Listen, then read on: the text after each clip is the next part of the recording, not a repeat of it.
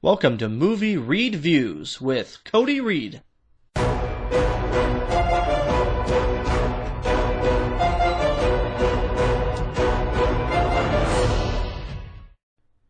Well, hey there everyone, it's Cody Reed again with another movie Reedview. Now remember, don't change the YouTube video, don't stop it to something else. This is actually an audio review. This is my second one I'm doing for audio because I'm testing it out. It seems to be a little bit easier. And, you can still turn it on and listen to it in the background and not really worry about the video itself with pictures and everything. So let's talk a little bit today about The Secret Life of Pets. It just came out. It's from the Imagination Entertainment. It's basically the people that do Despicable Me and Minions. And this story is basically Toy Story with pets, just with less heart. But you do have Kevin Hart. Heart puns.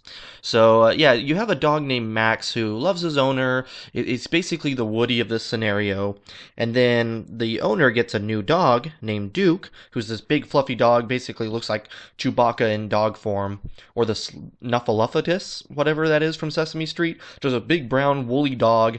And he's basically the Buzz Lightyear of this situation. He comes in, ruining Max's mojo, and they end up getting lost in the city because of some things, and it's basically an adventure. They have to get back home, but they run into other street animals who, have been abandoned by their owners. Oh, so it's like the toys that have been abandoned. But you have Snowball the bunny, as well as like some other ones, like some other like cats and this viper, and basically just a bunch of animals that have been abandoned. But they have to get past them, make it back to the owner, etc. Like I mentioned, Toy Story with pets.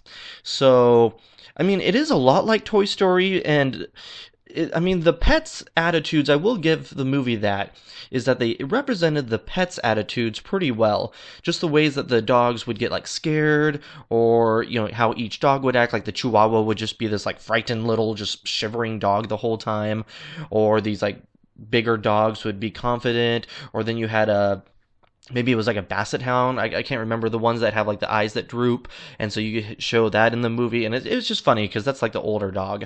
And so I think they represented all the different pets' attitudes well, not even the dogs alone, but the cats and the birds that were in it, and some of the other animals. Everything was pretty well.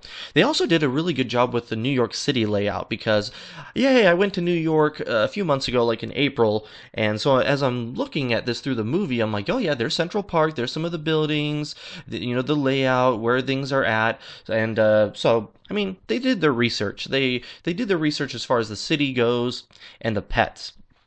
But as far as the actual story and the humor, it wasn't as funny as I thought it would be, but that's not to take away from the movie. I'm just saying that some of the humor was a little too silly for my tastes. Anything that has to do with animals are starting to drive the cars now, and they're driving through traffic, that kind of thing kind of turns me off, just because there's some things I can believe, quote, air quotes, believe in this movie, with them running around and communicating with other animals and getting lost. That's just part of it. But when they start doing more human things, just totally unbelievable, oh, we're gonna be driving through the city, and it just kind of got a little silly at times.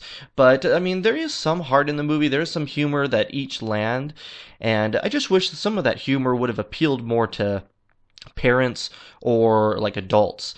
So you have some recent movies like Finding Dory. It's about finding yourself, finding family, reaching out to those, maybe even some with disabilities, and it has some really adult themes in it. Zootopia recently also had that, with dealing with the different animal races, predator, prey, finding that in the city, finding out who you are in comparison to that. And this movie was really just about pets, trying to get back to their owner. They come across some other strange, wacky animals. The bunny that Kevin Hart plays is basically the crazy bunny from Monty Python and the Holy Grail. And when you compare that to Toy Story, you have these characters, and they're really trying to get back to their owner, but the characters themselves are just better dived into than what the Secret Life of Pets is. But that being said, I really think that kids are going to like this because they don't really look too far into that. They might recognize this when they're older, but, as kids, they're going to just see the talking animals, all the different crazy characters, and laugh at some of the wacky humor that's in it. So I really think that kids will like this. So if you do have kids or a family, take them just for that reason. I think it'll be a really good time that they'll have.